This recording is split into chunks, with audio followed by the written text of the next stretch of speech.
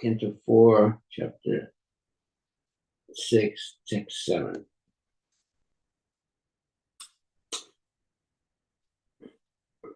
Lord Brahma said that no one, not even himself or Indra, and all the members assembled in the sacrificial arena, or all the sages, could know how powerful Lord Shiva is.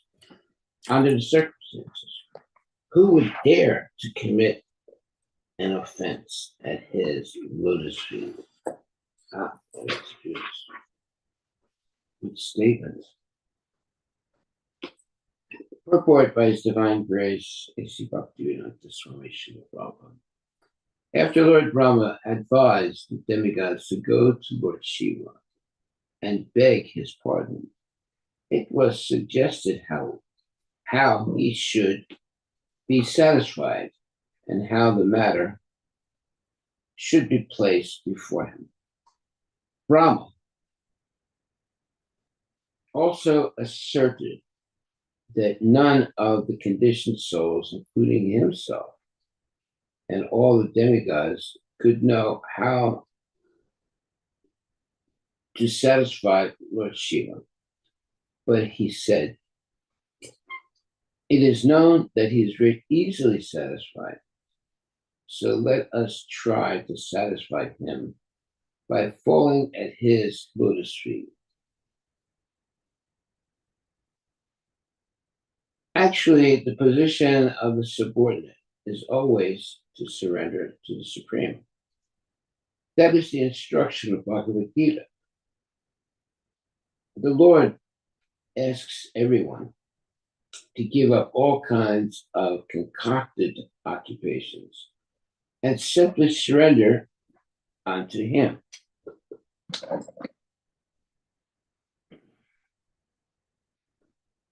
That will protect the conditioned souls from all sinful reactions. Similarly, in this case, Brahma also suggested that they go and surrender unto the lotus feet of Lord Shiva. For since he is very kind and easily satisfied, this action would prove effective. Okay, well, let's see what happens now. Text 8. After thus instructing all the demigods, the Pitas, and the lords of the living entities, Lord Brahma took them with him and left for the abode of Lord Shiva, known as Kailash Hill. Purport. The abode of Lord Shiva, which is known as Kailasha, is described in the 14 verses which follow. Oh, okay, that's good. Text number 9. The abode known as Kailash is full of different herbs and vegetables and is sanctified by Vedic hymns and mystic yoga practice. Thus, the residents of that abode are demigods by birth and have all mystic powers.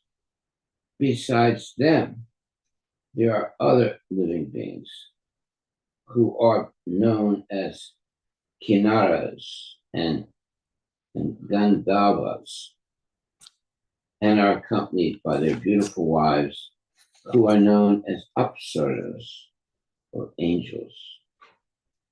Text number 10. Kailasha is full of mountains filled with all kinds of valuable jewels and minerals and surrounded by all varieties of valuable trees and plants. The top of the hill is nicely decorated by various types of deer. Wow.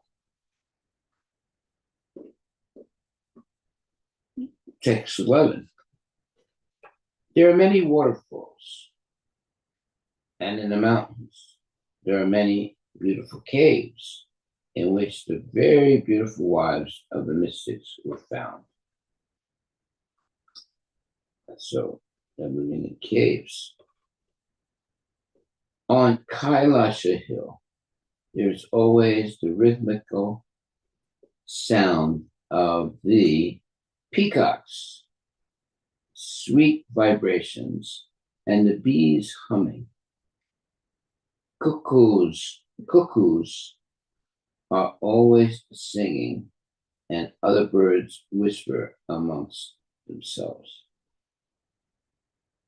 There are tall trees with straight branches that appear to call the sweet birds.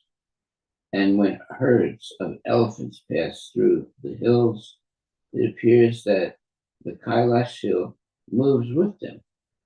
When the waterfalls resound, it appears that Kailash Hill does also. Text 14 and 15.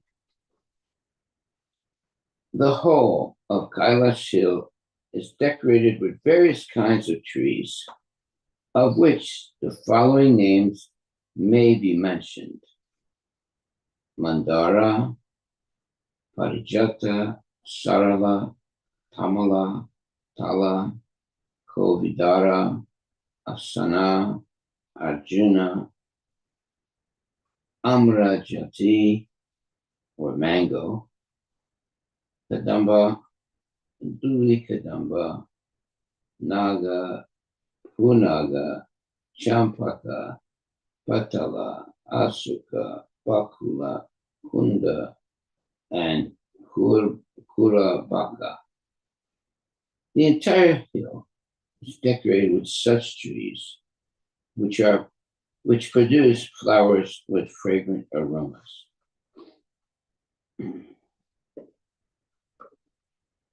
Text 16.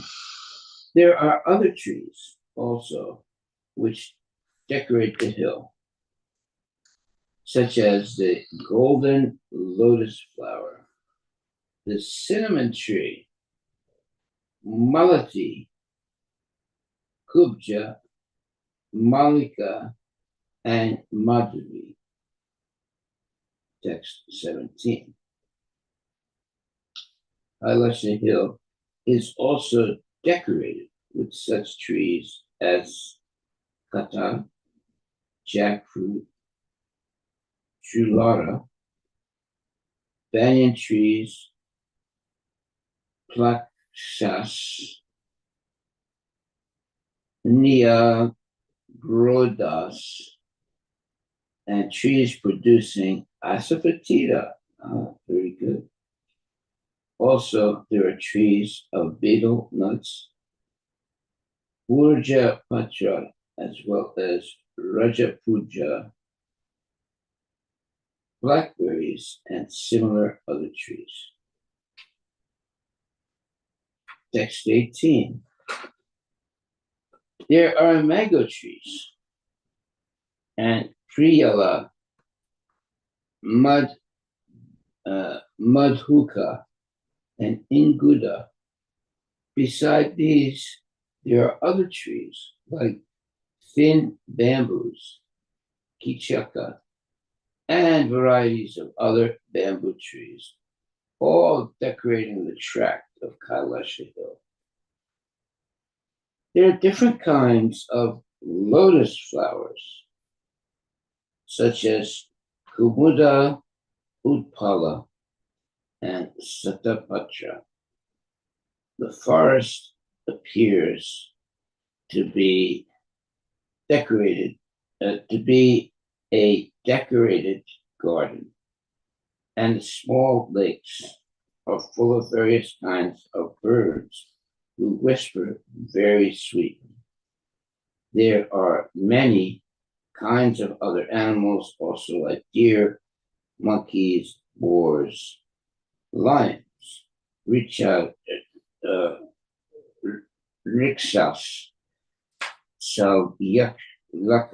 Shalyakats, and forest cows, forest asses, tigers, and small deer, buffalo, and many other animals who are fully enjoying their lives. There are varieties of deer, such as Karnantra, Ekapada, Asvasya, Vrika, and Kasturi, the deer which bears musk. Besides the deer, there are many banana trees which decorate the small hillside lakes very nicely. Text 22. There are small lakes named Alakananda in which Sati used to take her bath. And that lake is especially auspicious. All the demigods, after seeing the specific beauty of Kailasha Hill, were struck with wonder at the great opulence to be found there. Purport by Srila Prabhupada. According to the commentary called Shri Bhagavata Chandrika, the water in which Sati used to bathe was Ganges water. Interesting. In other words, the Ganges flowed through the Kailasha Parvata. There is every possibility of accepting such a statement because Ganges water also flows from the hair of Lord Shiva. Since Ganges water rests on the head of Lord Shiva and then flows to the other parts of the universe, it is quite possible that the water in which Sati bathed, which was certainly very nicely scented, was Ganges water. Okay, very good. Thus the demigods saw the wonderfully beautiful region known as Alaka in the forest known as Sogandika, which means full of fragrance. The forest is known as Sogandika because of its abundance of lotus flowers. Purport for Srila Prabhupada. Sometimes Alaka, known as Alakapuri, which is also the name of the abode of Kuvera. Kuvera's abode, however, cannot be seen from Kailasha. Therefore, the region of Alaka referred to here is different from the Alakapuri of Kuvera. According to Veera Raghava Acharya, Alaka means uncommonly beautiful. In the region of Alaka, the demigods saw there is a type of lotus flower known as Sogandika that distributes an especially fragrant scent.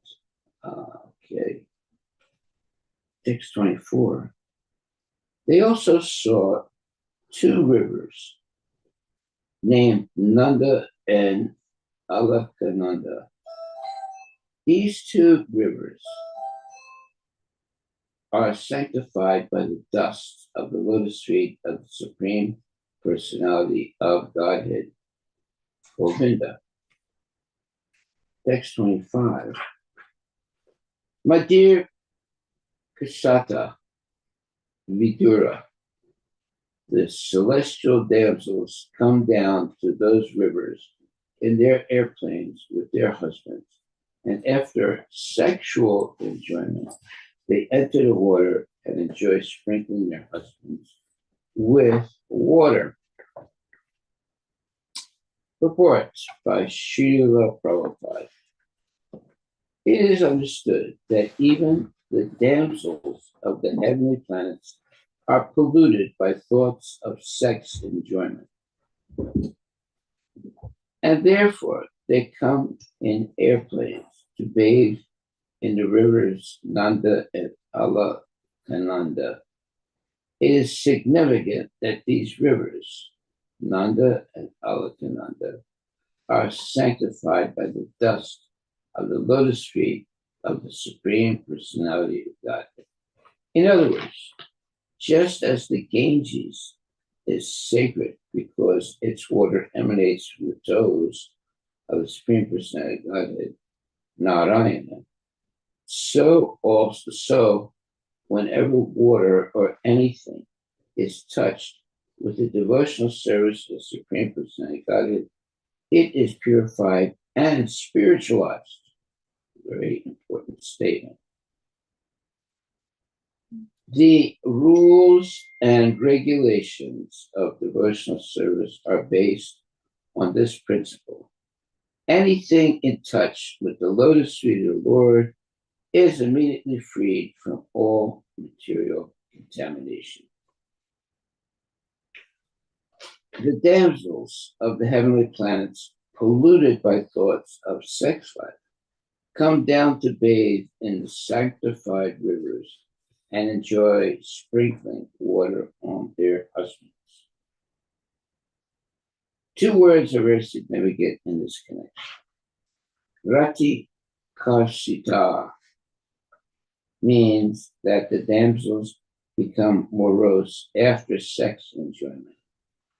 Although they accept sex enjoyment as a bodily demand, afterwards they are not happy. Well, that's an important statement. The question is, why are they not happy? Another significant point is that Lord Govinda, the Supreme Personality of Godhead, is described here as Tirthapada.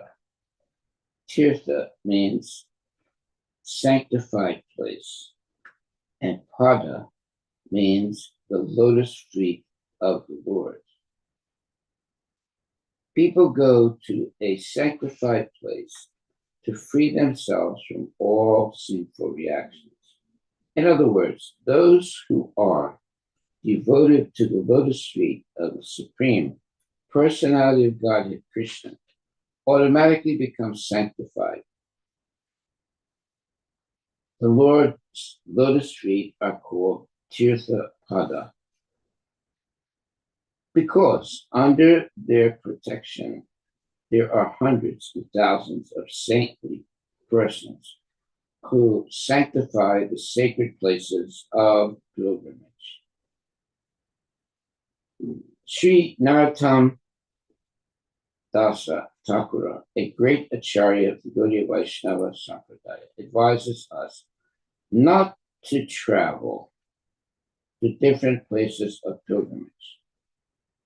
Undoubtedly, it is troublesome to go from one place to another, but one who is intelligent can take shelter of the lotus feet of Govinda and thereby be automatically sanctified as the result of his pilgrimage.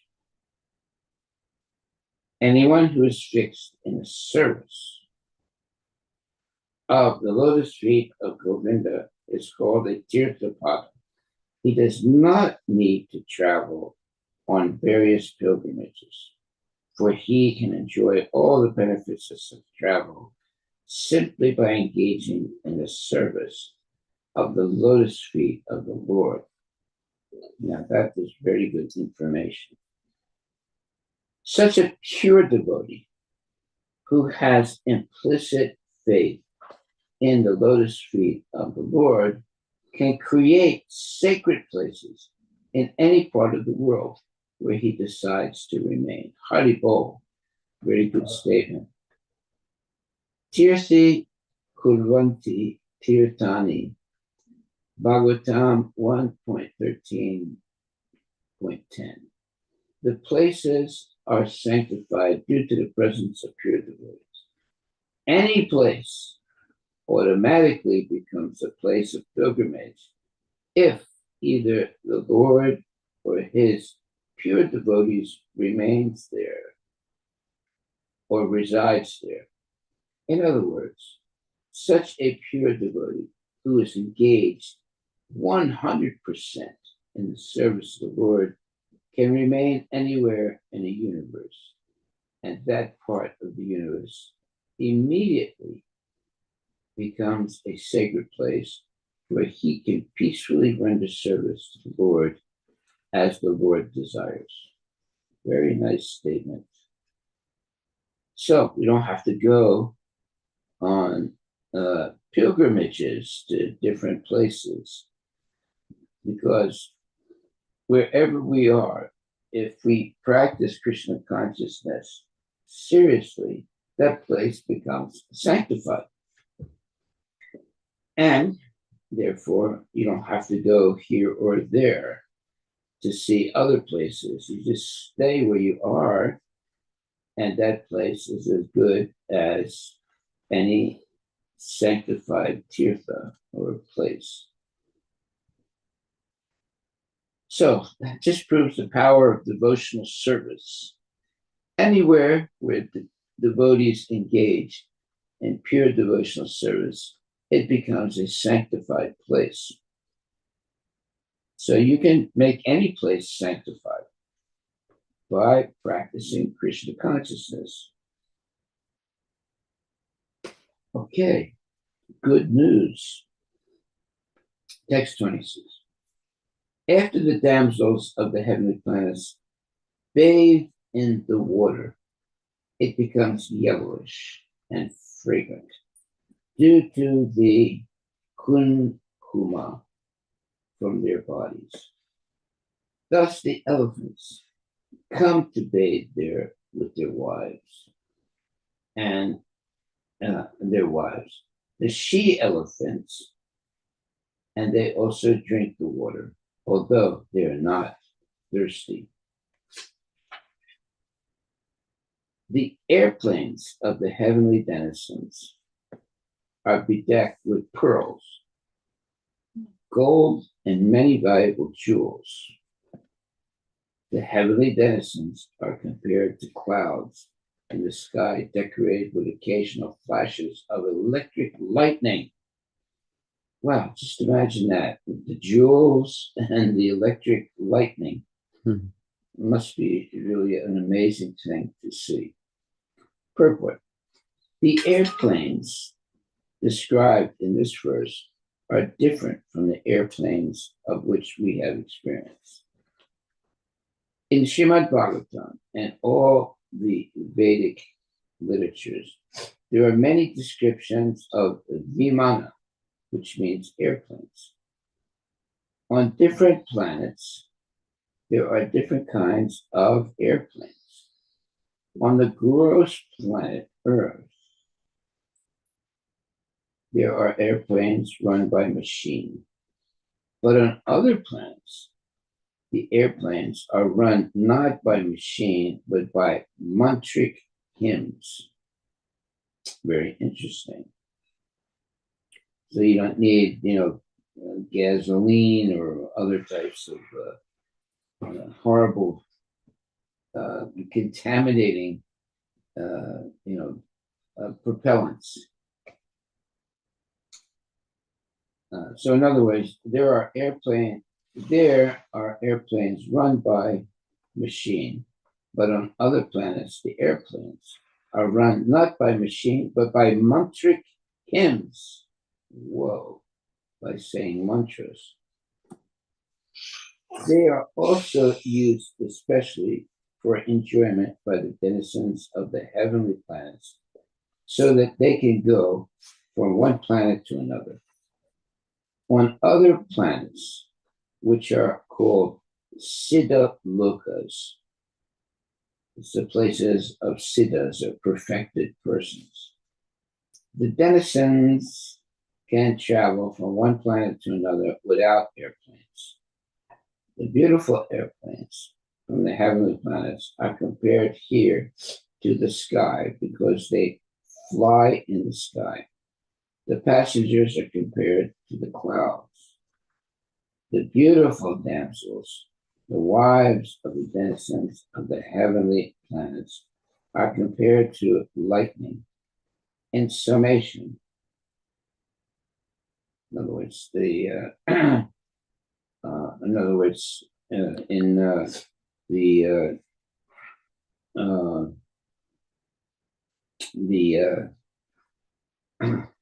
anyway, in summation, the airplanes and their passengers, which came from higher planets to Kailasha, were very pleasant to look at.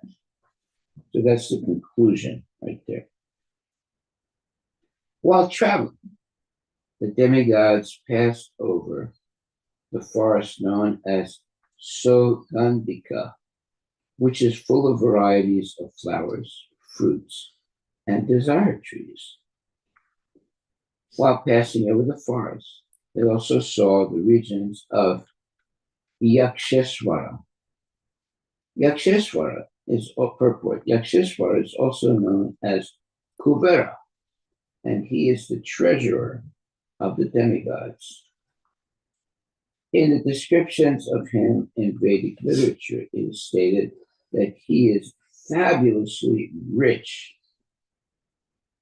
It appears from these verses that Kailasha is situated near the residential quarters of Kubera. It is also stated here that the forest was full of desire trees.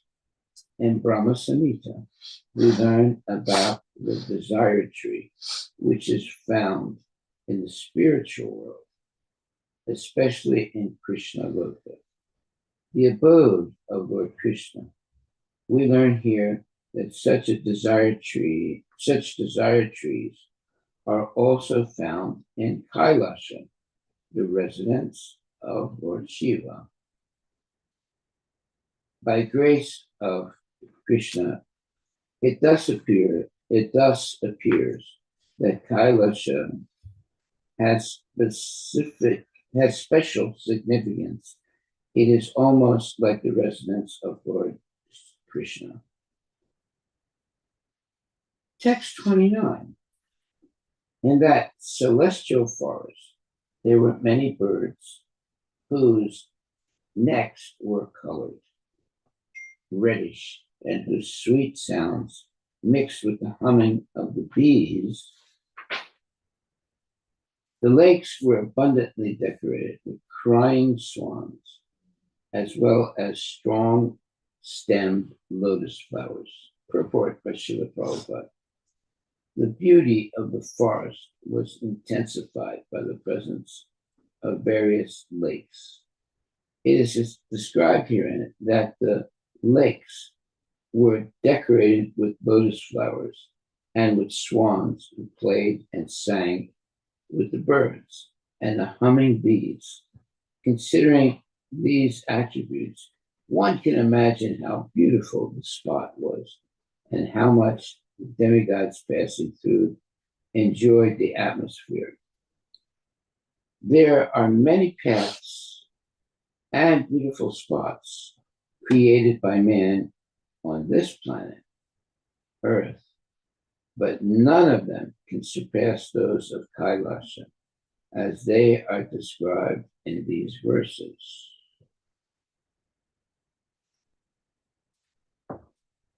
Text 30.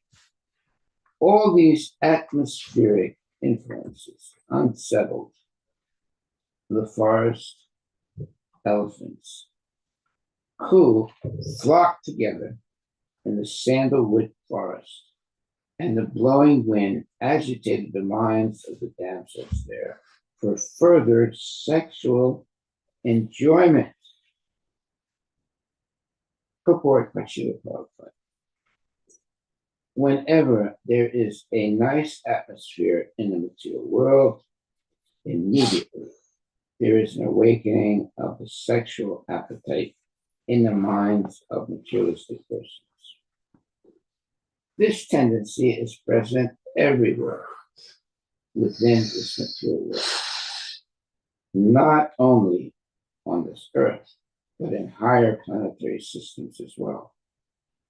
In complete contrast with the influence of this atmosphere on the minds of the living entities, within the material world is the description of the spiritual world.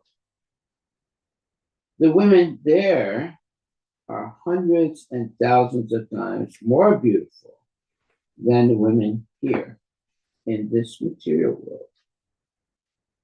And the spiritual atmosphere is also many times better.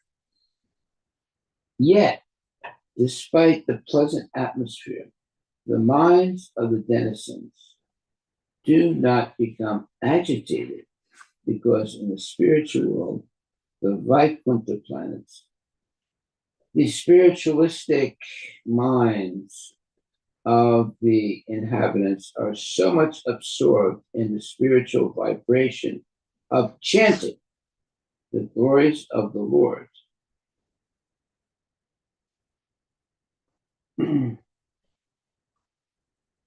that such enjoyment could not be surpassed by any other enjoyment, even sex, which is the culmination of all pleasure in the material world.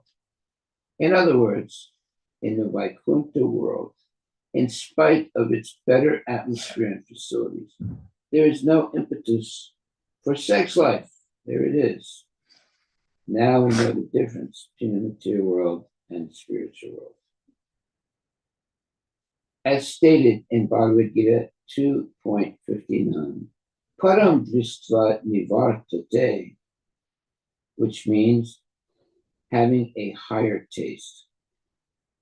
The inhabitants are so spiritually enlightened that in the presence of such spirituality, sex life is insignificant.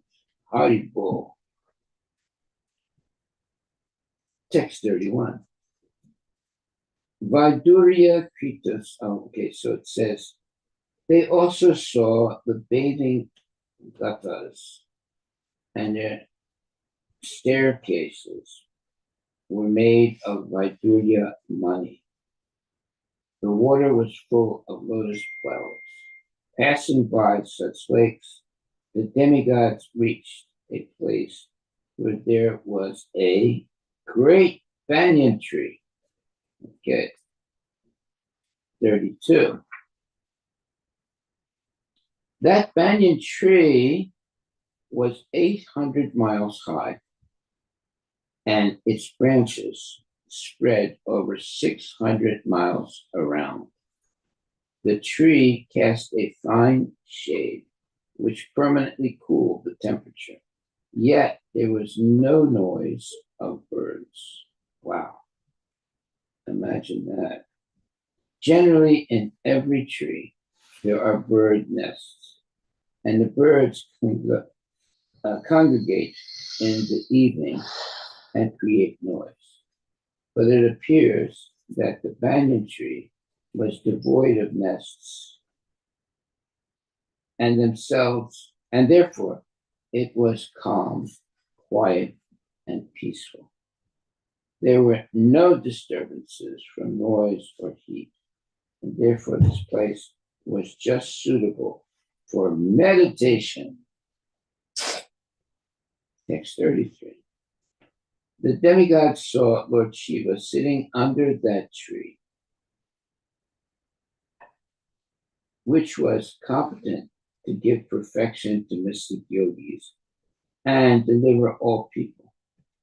As grave as time eternal, he appeared to have given up all anger. That's good. Purport for Srila Prabhupada. In this verse, the word Maha Yogamaya is very significant. Yoga means meditation on the Supreme Personality God. And Maha Yoga means those who engage in the devotional service of Vishnu. Meditation means remembering, in other words, smaranam. That's the word for remembering in Sanskrit. There are 9 different kinds of devotional service, of which smaranam is one process. So there's hearing, and then there's smarana, means remembering. There are 9 different kinds of devotional service, of which smarana is one process. The yogi remembers the form of Vishnu. Thus, there were many devotees engaged in meditation on Lord Vishnu under the big banyan tree. The Sanskrit word maha is derived from the affix mahat. This affix is used when there is a great number or quantity. So Maha Yoga indicates that there were many great yogis and devotees meditating on the form of Lord Vishnu. Generally, such meditators are desirous of liberation from material bondage, and they are promoted to the spiritual world, to one of the Vaikunthas. Liberation means freedom from material bondage or ignorance. In the material world, we are suffering life after life because of our bodily identification. And liberation is freedom from that miserable condition of life.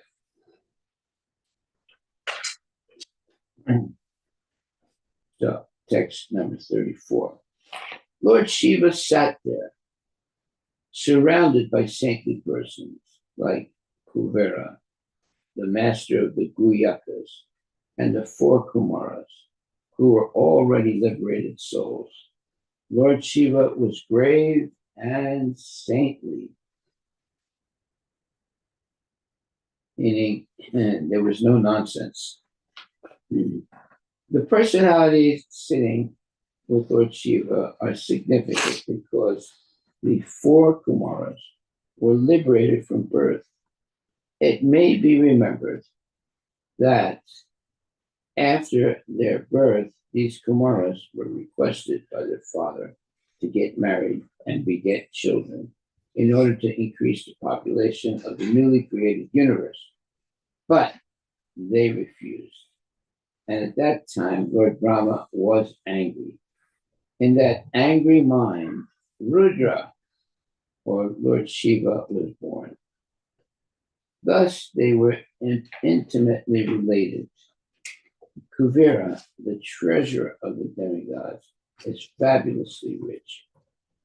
Thus, Lord Shiva's association with the Kumaras and Kuvera indicates that he has all transcendental and material opulences. Actually, he is the qualitative incarnation of the Supreme Lord. Therefore, his position is very exalted. So that means the qualitative incarnation means he has the same qualities as the Supreme Personality of God.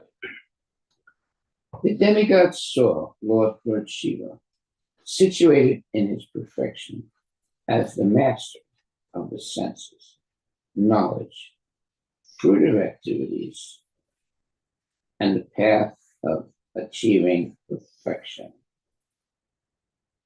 He was the friend of the entire world, and by virtue of his full affection for everyone, he was very auspicious. Purport by Srila Prabhupada. Lord Shiva is full of wisdom and tapasya, or austerity. One who knows the modes of work is understood to be situated on the path of devotional service to the Supreme Personality of God. One cannot serve the Supreme Personality of Godhead unless one has achieved full perfectional knowledge in the ways and means of performing devotional service. Well, we should be engaged in devotional service and be an expert. Lord Shiva is described here as Adishwara. Ishwara means controller, and Adishwara means particularly controller of the senses. Generally, our materially contaminated senses are apt to engage in sense gratificatory activities. But when a person is elevated by wisdom and austerity, the senses then become purified and they become engaged in the service of the Supreme Personality of Godhead. Lord Shiva is the emblem of such perfection. And therefore, in the scriptures, it is said, Vaishnavanam Yata Sambhu. Lord Shiva is a Vaishnava.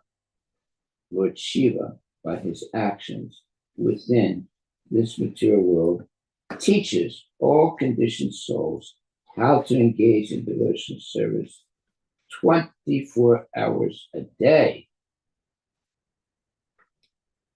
Therefore, he is described here as Loka Mangala, good fortune personified for all conditioned souls.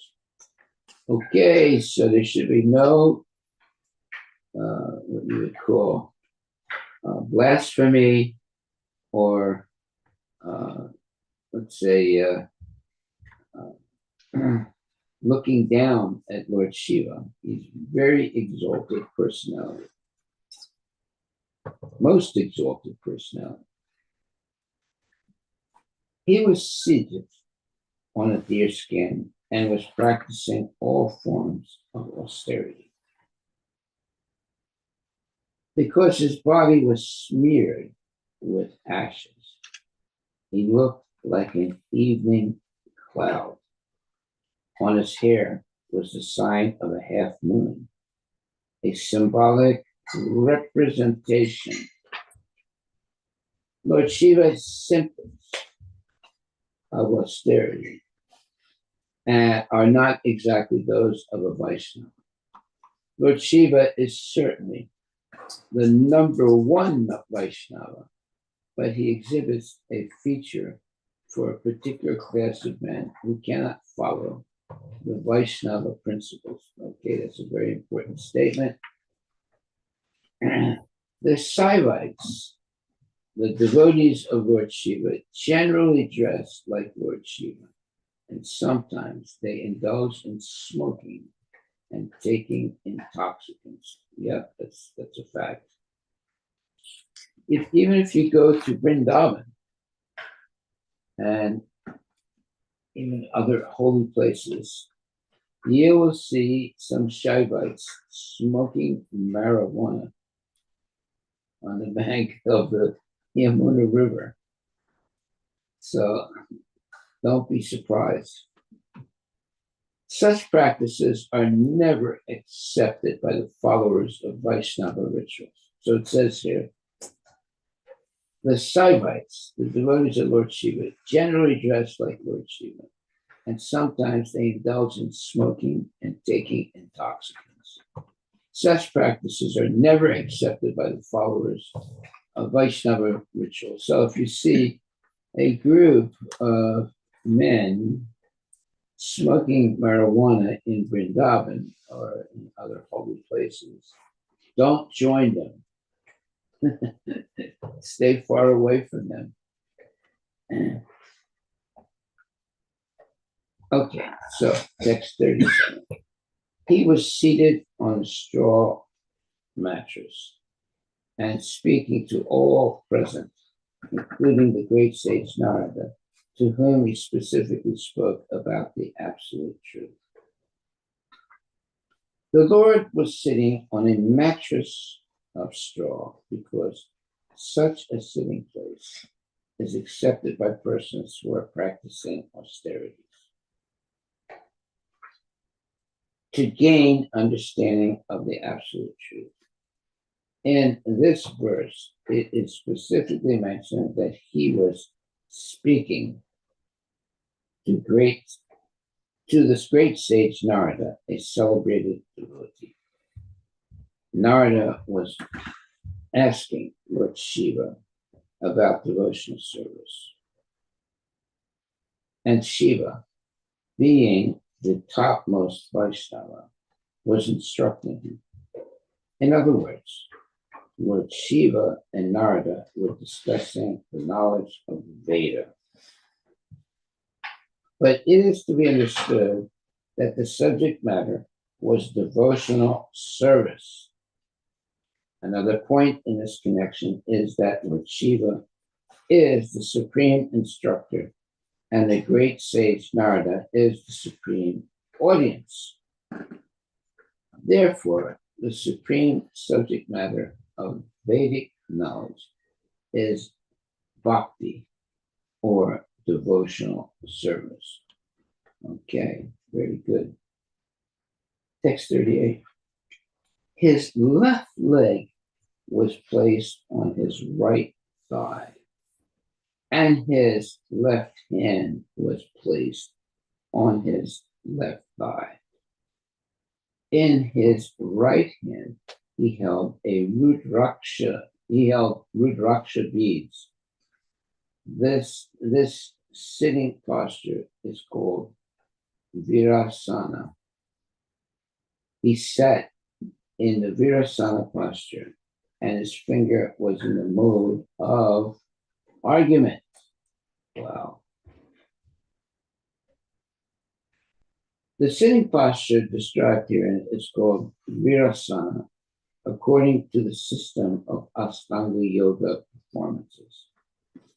In the performance of yoga, there are 8 divisions, such as yama and niyama, controlling, following the rules and regulations, then practicing the sitting postures, etc. Besides virasana, there are other sitting postures, such as padmasana and siddhasana.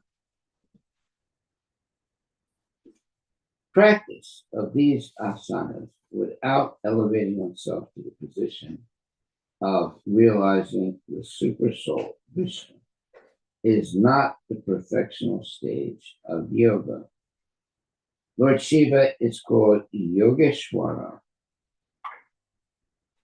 the master of all yogis, and Krishna is called Yogeshwara.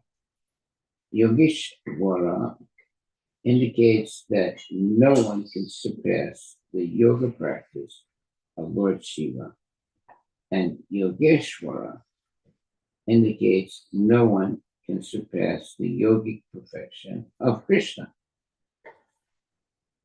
Another significant word, karka mudra. This indicates that the fingers are opened and the second finger is raised along with the arm to impress the audience with some subject matter. This is actually a symbolic representation. Ah, that's interesting.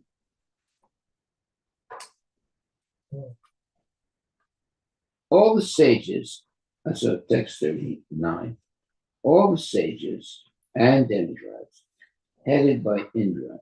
One second.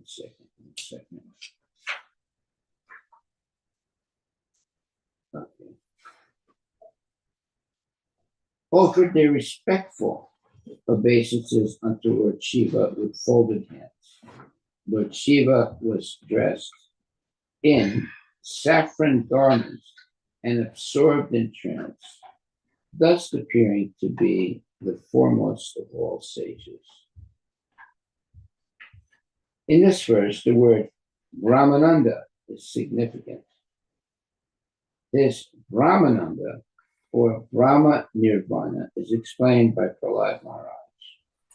When one is completely absorbed in the Adhokshaja, the Supreme Personality of Godhead, who is beyond the sense perception of materialistic persons, one is situated in Brahmananda. It is impossible to conceive of the existence, name, form, quality, and pastimes of the Supreme Personality of Godhead because he is transcendentally situated beyond the conception of materialistic persons. Because materialists cannot imagine or conceive of the Supreme Personality of Godhead, they may think that God is dead, but factually, he is always existing in his Satchit Ananda Vigraha in form, his eternal form. Constant meditation, concentrated on the form of the Lord, is called samadhi, ecstasy, or trance. Samadhi means particularly concentrated attention. And so, one who has achieved the qualification of always meditating on the personality of God is to be understood to be always in trance and enjoying Brahma Nirvana or Brahmananda. Lord Shiva exhibited those symptoms, and therefore it is stated that he was absorbed in Brahmananda. So it means in transcendental bliss. Another significant word is yoga kaksham. Yoga kaksha is the sitting posture in which the left thigh is fixed under one's tightly knotted saffron-colored garment. Also, the words manunam adyam are significant here because they mean a philosopher or one who is thoughtful and can think very nicely. Such a man is called Manu. Manu means man. Lord Shiva is described in this verse as the chief of all thinkers. Lord Shiva, of course, does not engage in useless mental speculation. But as stated in the previous verse, he is always thoughtful regarding how to deliver the demons from their fallen condition of life.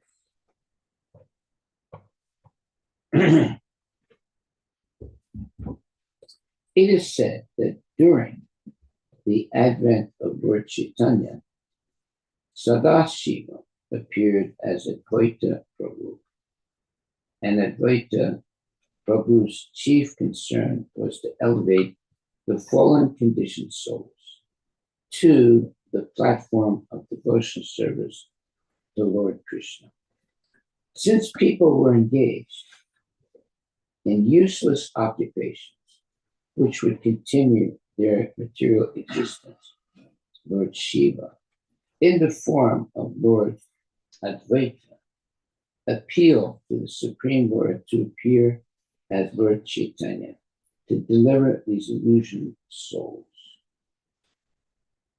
Actually, Lord Chaitanya appeared on the request of Lord Advaita.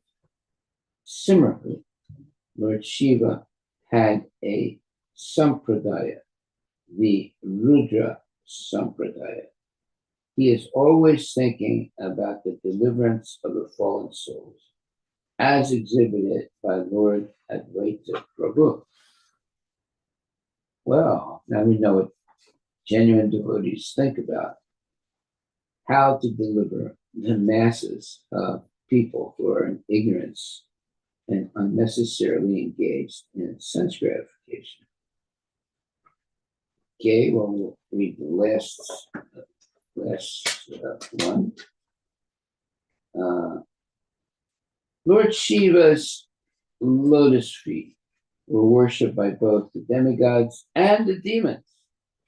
But still, in spite of his exalted position, as soon as he saw that Lord Brahma was there among all the other demigods, he immediately stood up and offered him respect by bowing down and touching his lotus feet. Just as Vamanadeva offered his respectful obeisances to Kashyapa Muni. Okay, so Lord Shiva is a superb devotee who follows correctly and sincerely all activities. So we should meditate on these transcendental activities of Lord Shiva. Kashyapa Muni was in the category of the living entities, but he had a transcendental son, Vamanadeva, who was an incarnation of Vishnu. Thus, although Lord Vishnu is the Supreme Personality of Godhead, he offered his respects to Kashyapa Muni. Similarly, when Lord Krishna was a child, he used to offer his respectful obeisances to his mother and father, Nanda and Yasoda. Also, at the Battle of Kurukshetra, Lord Krishna touched the feet of Maharaj Yudhishthira because the king was his elder. It appears then that the personality of Godhead, Lord Shiva, and other devotees, in spite of their being situated in exalted positions, instructed by practical example how to offer obeisances to their superiors. Lord Shiva offered his respectful obeisances to Brahma because Brahma was his father, just as Kashyapa Muni was the father of Vamana.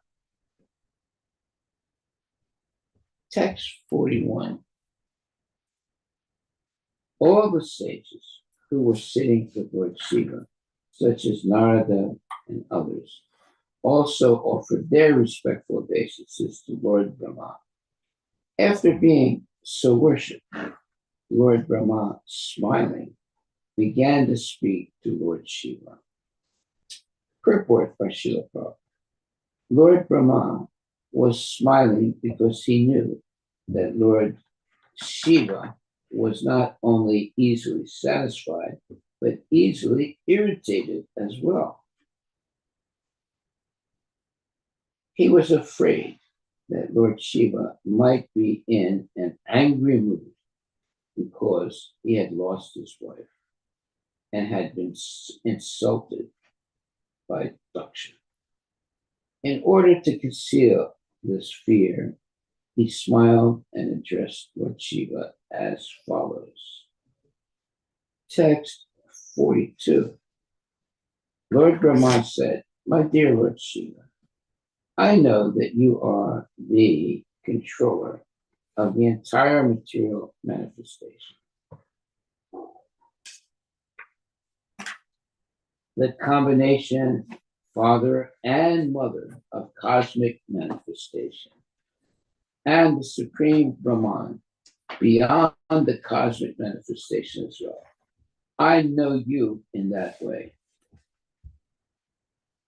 Although Lord Brahma had received very respectful obeisances from Lord Shiva, he knew that Lord Shiva was in a more exalted position than himself. That's a very significant statement. It means that he was not at all puffed up. He actually understood his position in relationship to Lord Brahma and Lord Shiva and so forth. Lord Brahma. Lord Shiva's position is described in Brahma Samhita. There is no difference between Lord Vishnu and Lord Shiva in their original positions, but still, Lord Shiva is different from Lord Vishnu. The example given that the milk in yogurt is not different than the original milk from which it was made. My dear Lord, you create this cosmic manifestation, maintain it, and annihilate it by expansion of your personality, exactly as a spider creates, maintains, and winds up its web. So the spider can make a very complicated web to catch insects and other living entities. But it also can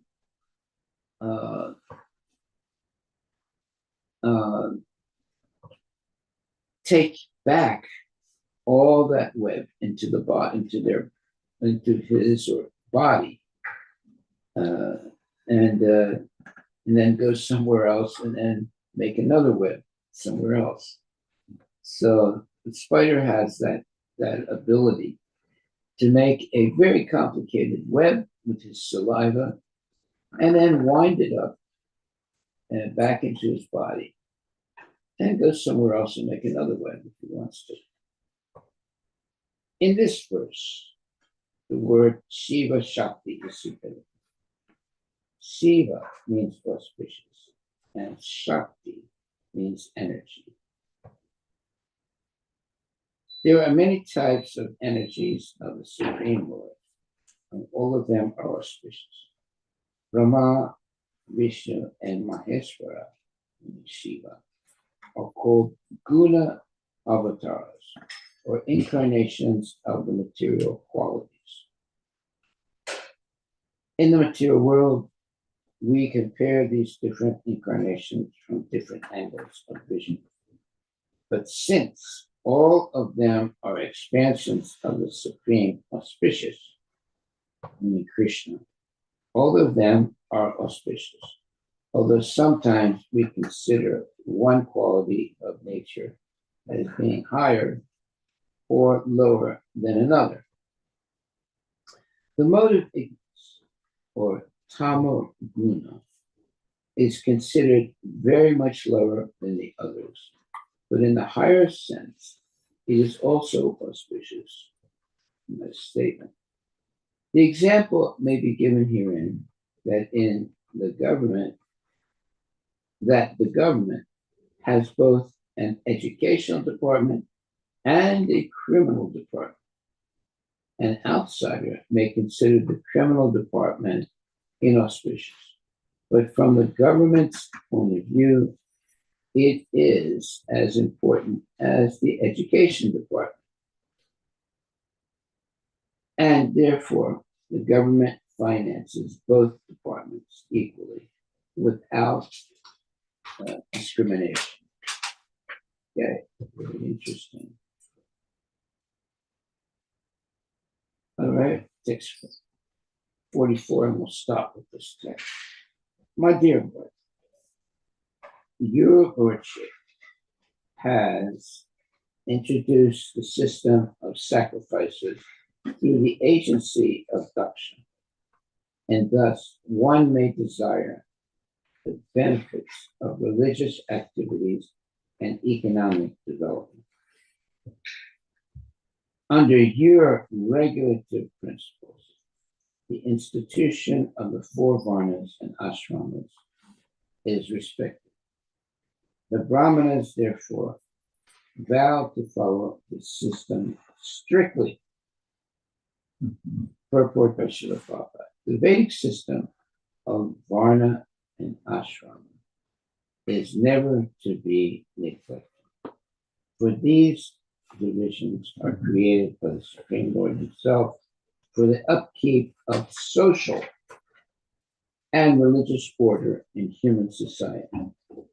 The Brahmins, as the intelligent class of men in society, must vow to steadily respect this regulative principle. The tendency in the age of Kali to make a classless society and not observe the principles of Varna and Ashrama is a manifestation of an impossible dream. That's a very profound statement. Very, very profound statement. when the communists took over, like Russia, they made an attempt to eliminate all types of, let's say, they wanted to make everybody equal. They did not want to have different levels of people. They wanted them all to be on the same level. And it failed. They were not able to do that, even though that was one of their main things, is to put everyone basically on the level of Sudras. Destruction of the social and spiritual orders will not bring fulfillment of the idea of a classless society. In other words, it's impossible to create a classless society. One should strictly observe the principles of Varna and Ashrama for the satisfaction of the Creator, meaning Krishna. For it is stated in Bhagavad Gita by Lord Krishna that the four orders of the social system, Brahmanas, Kshatriyas, Vaishyas, Sudra, are his creation. They should not act according to the regulative principles of this institution. They should act according to the regulative principles of this institution and satisfy the Lord, just as different parts of the body all engage in the service of the Lord, of the whole. The whole is the Supreme Personality of Godhead in his Virat Rupa, or universal form. That's a very good statement. The Brahmanas, Kshatriyas, Vaishyas, and Sudras are respectively the mouth, arms, abdomen, and legs of the universal form of the Lord. As long as they are engaged in the service of the complete whole, their position is secure. Otherwise, they fall down from their respective positions and become degraded. All right, I think we'll stop there. We covered a lot of verses today. Any questions? The last part I didn't understand. Which one? The whole is the Supreme Personality of Godhead in its Virat Rupa, or universal form.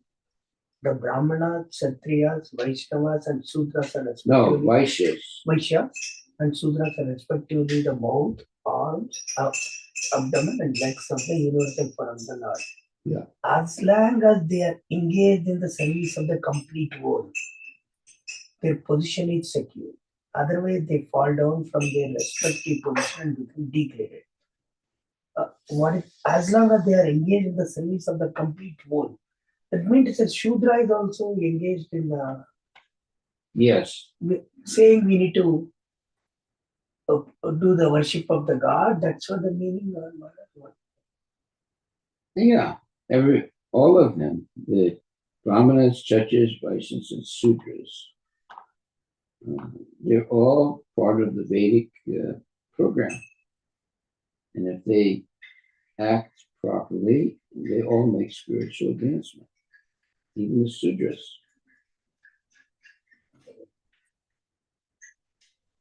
If you eliminate the Sudras, it's like cutting off your legs.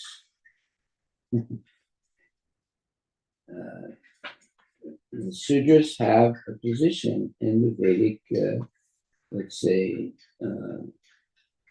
organization. Somebody's got to do the work. So the Sudras are the ones that engage in regular work for maintenance of society.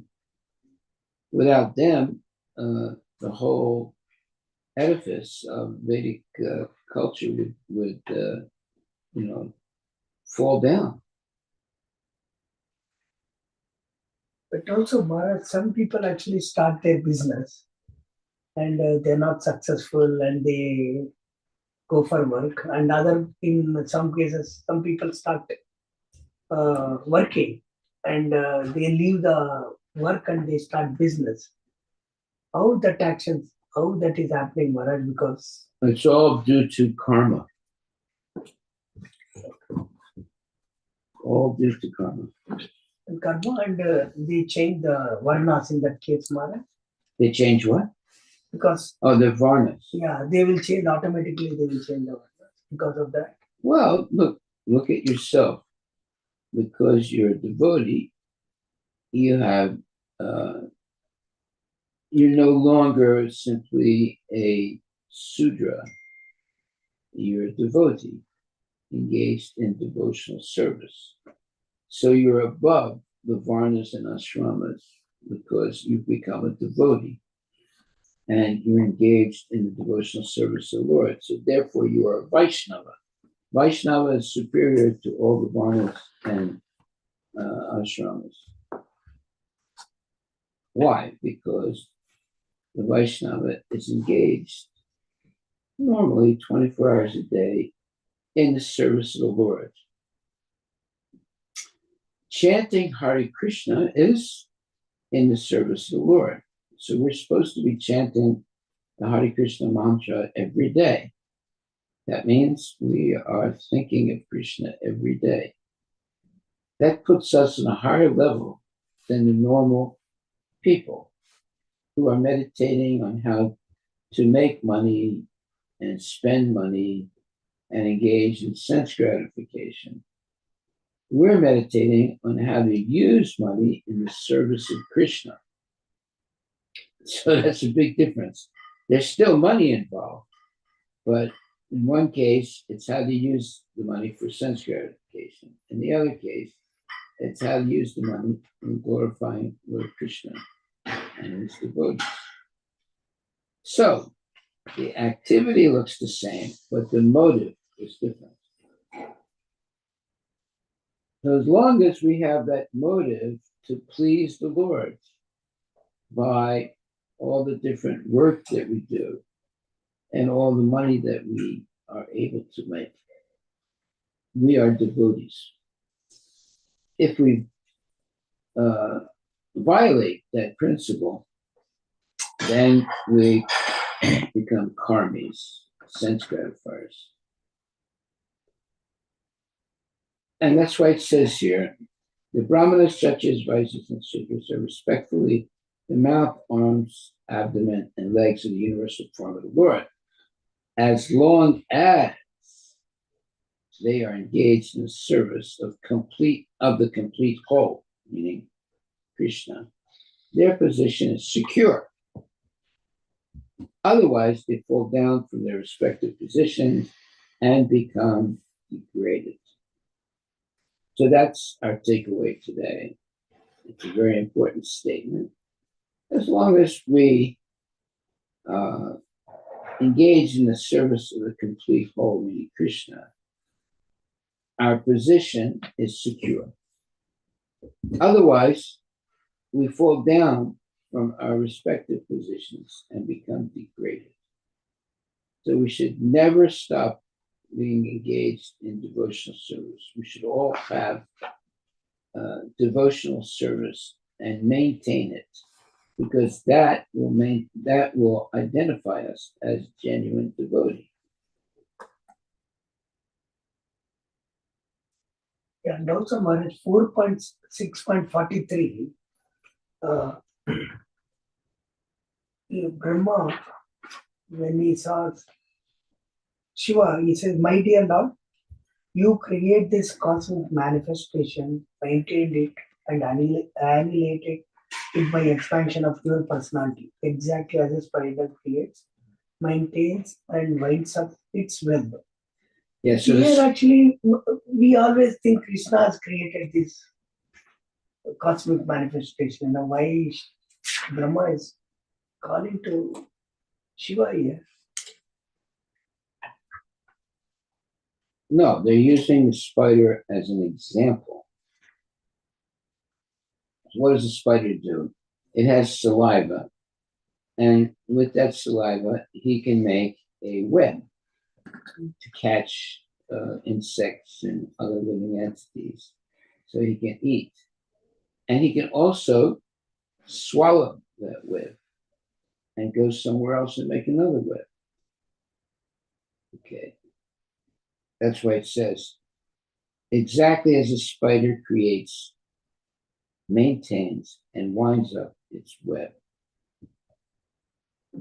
So the Lord creates the cosmic manifestation, maintains it, and annihilates it by expansion of his personality, exactly as a spider creates, maintains, and winds up its web. But Krishna created this material energy, right? Well, there are subordinate creators also. They get that power from Krishna. Just like you create a baby, where did you get the power to do that? From Krishna. It looks like it's your power, but actually it's not. The power is coming from Krishna. But it's going through your body. So ultimately, Krishna is the source of all energies and abilities. And we temporarily are given some of those energies and abilities. If we use them in Krishna's service, we advance spiritually. If we don't use them in the service of the Lord, we fall down.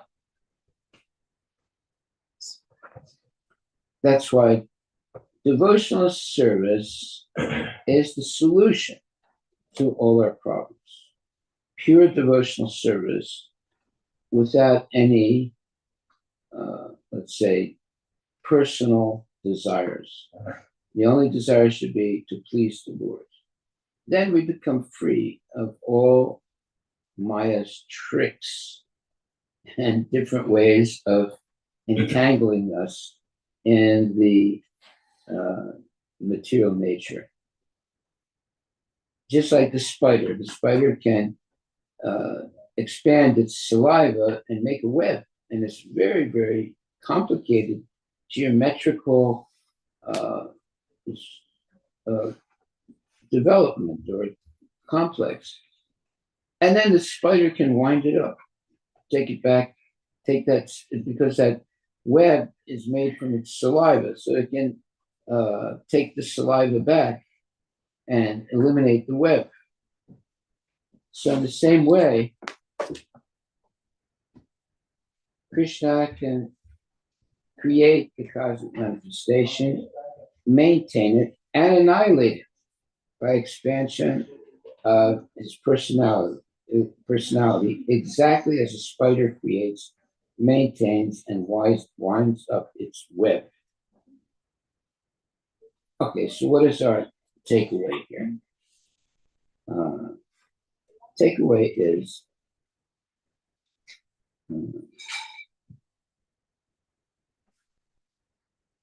the example may be given here that the government has both an educational department and criminal department. An outsider may consider the criminal department as inauspicious, but from the government's point of view, it is as important as the education department. And therefore, the government finances both departments equally without discrimination. So, when there's a new jail, let's say when there's a new, area that's developed, they also have a jail. Now, why? Because they know that eventually there will be some people who don't follow the rules and regulations of society, so they need a jail.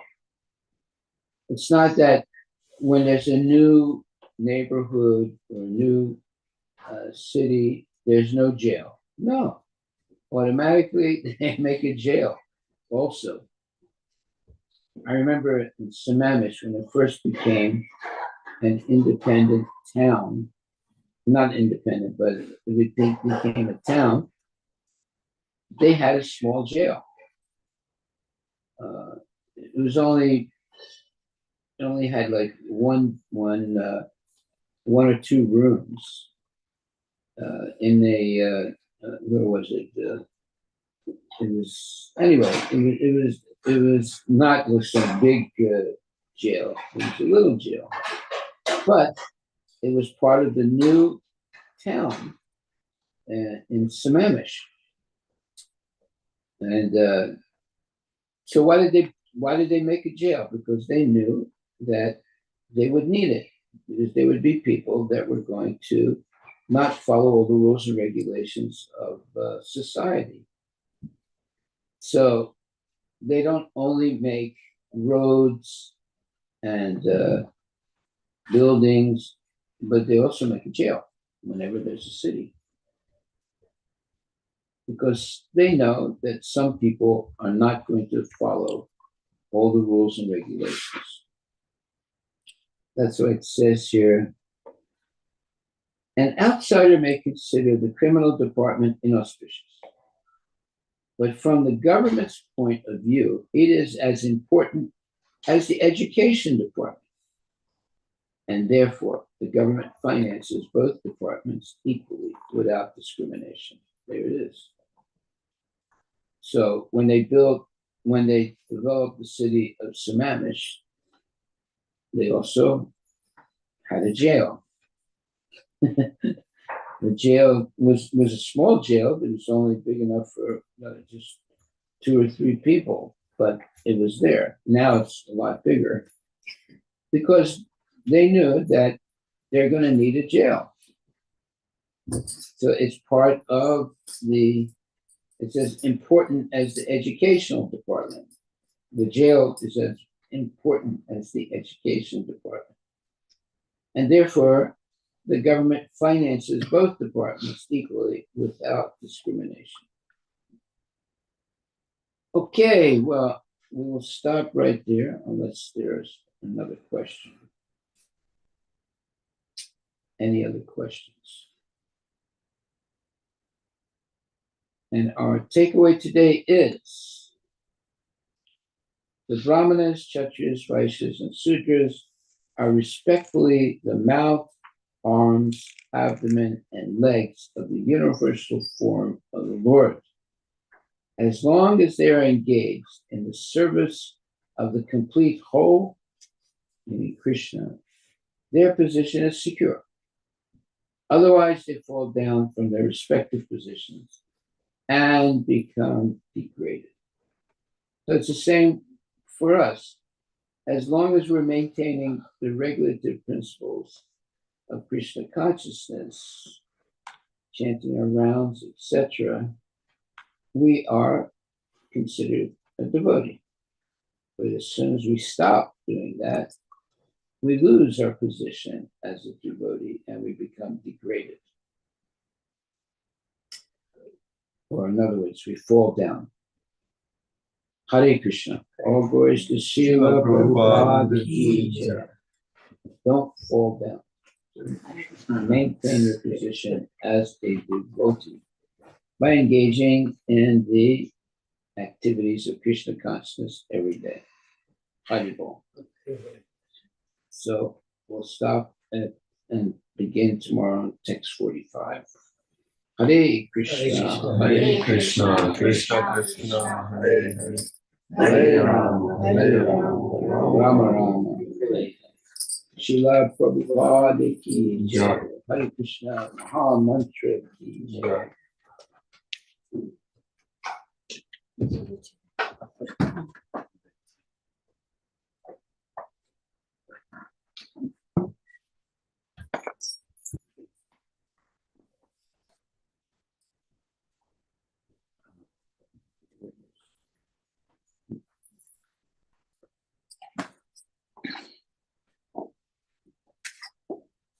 So I remember when they first incorporated Sammamish as a town, the jail was a rented room in the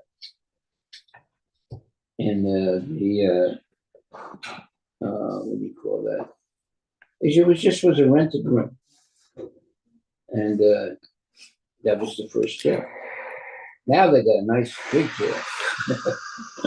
But in the beginning, along with the corporation of the city, they built a jail.